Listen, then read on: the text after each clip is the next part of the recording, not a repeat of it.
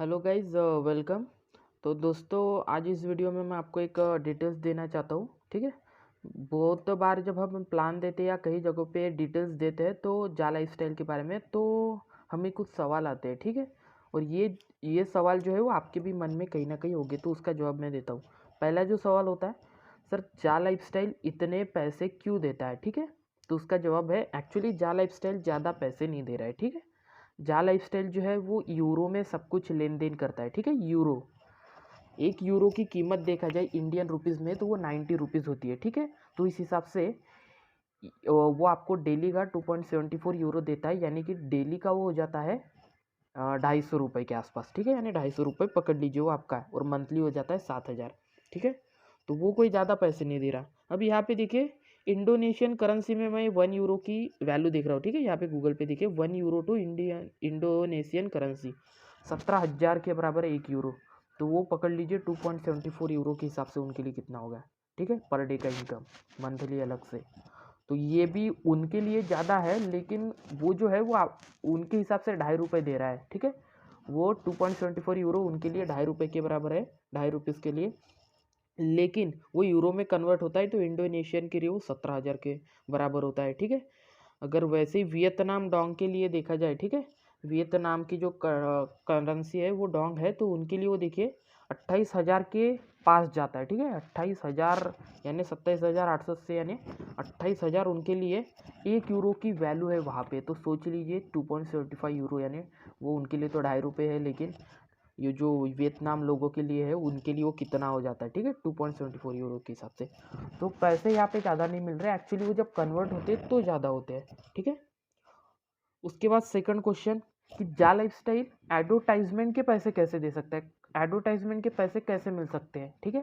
सिर्फ एडवर्टाइजमेंट देखने के। ठीक है। बहुत लोगों को लग रहा होगा कि सिर्फ एडवर्टाइजमेंट देखो और पैसे मिलते हैं, वो भी इतने ज़्यादा। ठीक है।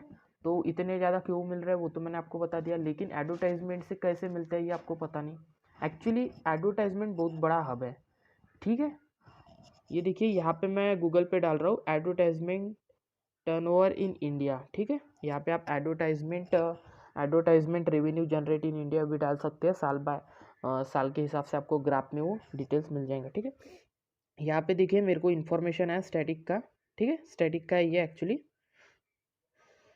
तो यहाँ पे देखिए इन 2019 जो टोटल रेवेन्यू जनरेट हुआ है वो इंडिया से एडवर्टाइजमेंट सेक्टर का वो हुआ है 795 बिलियन। ठीक है। 795 बिलियन। अब ये 1 बिलियन कितना होता है वो पहले मैं आपको क्लियर कर देता हूँ। 1 बिलियन, यहाँ पे देखिए 1 billion is equivalent to 100 crore. यानी 1 बिलियन जो होता है वो होता है 100 करोड़ के बराबर। ठीक है। कितना होता है 100 करोड़। और 1 मिलियन जो होता है वो 10 लाख के बराबर होता है। ठीक है। और जो बिलियन की बात कर रहा हूँ तो यहाँ पे 1 बिलियन 100 करोड़ के बराबर होता है। ठीक है। तो यहाँ पे देख लीजिए, सिर्फ एडवर्टाइजमेंट का 2019 का टर्नओवर जो निकला है रेवेन्यू से, ठीक है, सिर्फ रेवेन्यू वो निकला है 795 बिलियन, यानी कि मेरे ख्याल से वो हो जाता है शायद 79,500 करोड़। देखिए इतना बड़ा टर्नओवर सिर्फ 2019 में एडवर्टाइजमेंट का निकला है। ठीक है। सामने दिया गया है, in the last decade the ad revenue show a consist increase, यानी जो उसमें इंक्रीजिंग आने वाला है। ठीक है। ये एक्चुअली एक सर्वे है। तो ये जो 2022 तक जो निकलने वाला है वो estimate to collect over 1 trillion rupees revenue in by 2022। ठीक है। इन रेवेन्यू बाय 2020, यानी 2022 तक ये ट्रिलियंस में जाने वाला है। ये जो इंडस्ट्री है एडवर्टाइजमेंट का वो ट्रिलियंस में जाएगा। ट्रिलियंस का मतलब होता है 1 लाख करोड़ के भी पार जाता है वो। ठीक है। मेरे ख्याल से 1,40,000 करोड़, इतना पकड़ लीजिए, इतना बड़ा। ठीक है। आपने कभी सोचा भी नहीं होगा इतना बड़ा यहाँ पे टर्नओवर हो रहा है। हम तो क्या है, अभी 300-400 रुपये का रिचार्ज लगा देते हैं। ठीक है। रिचार्ज डाल देते हो जियो का या कोई भी हो, डेटा डाल देते हैं, उसके बाद सोशल मीडिया यूज़ करते हैं, यूट्यूब यूज़ करते हैं। हमको तो पता भी नहीं उतना रेवेन्यू कहाँ से जनरेट होता है। ठीक है। वहाँ से बहुत ज़्यादा रेवेन्यू जनरेट होता है। और इंडिया जो है वो एक्चुअली बहुत बड़ा ग्लोबल मार्केट है। यहाँ पे जो ये डेटा बता गया है 2022 तक का है सिर्फ एडवर्टाइजमेंट का, यानी पूरा जो है ऑनलाइन से निकलता है।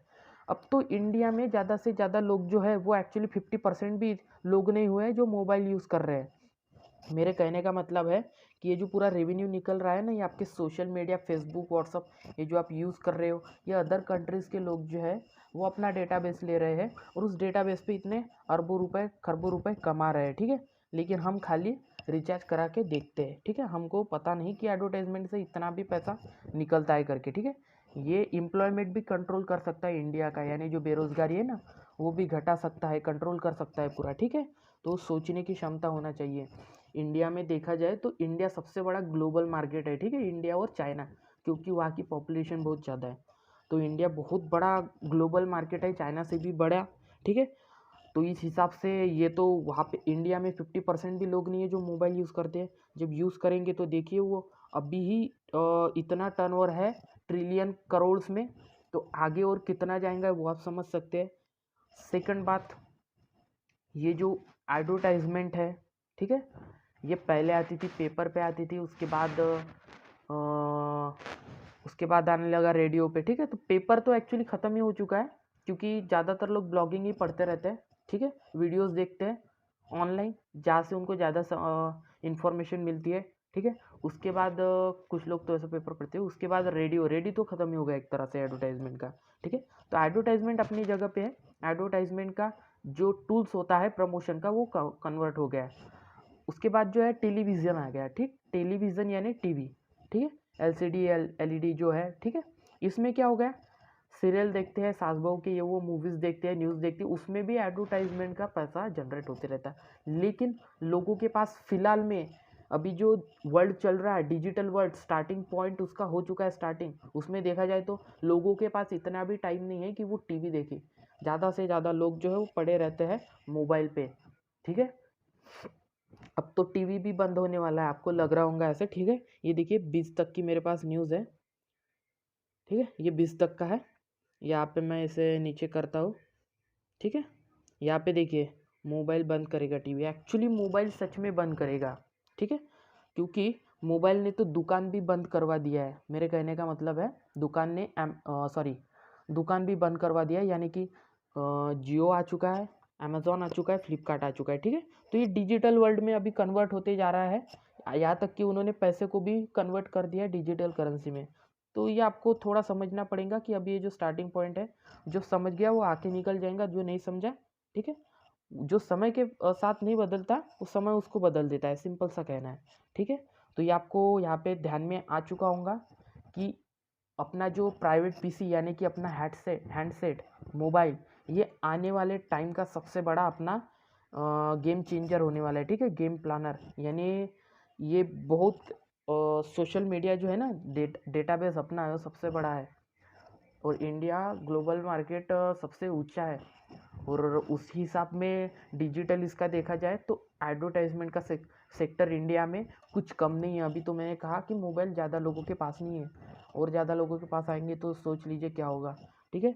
तो इस हिसाब से देख सकते हैं कि यहाँ का एम्प्लॉयमेंट भी कंट्रोल हो सकता है और बेरोजगारी भी घट सकता है, ठीक है। ये मैंने आपको डिटेल्स दे दिया, आप इस पर क्लिक करके नीचे में वो ग्राफ वाइज और डिटेल्स में पढ़ सकते हैं, ठीक है। तो ये एक्चुअली सर्वे दिया गया है, ठीक है, 2022 तक ट्रिलियंस में जाएगा, उसके पार भी जाने वाला है, लेकिन फिलहाल ट्रिलियंस में पकड़ लीजिए, ठीक है। क्योंकि ये जो सर्वे है एक्चुअली इतिहास में देखा जाए तो सर्वे जितना बताया गया उससे कहीं ज़्यादा निकल चुका है रेवेन्यू, ठीक है। तो आपके सवालों के यहाँ पे जवाब मिल चुका है कि एडवर्टाइजमेंट से पैसा कहाँ से कैसे निकलता है, ठीक है फ्रेंड्स, थैंक यू।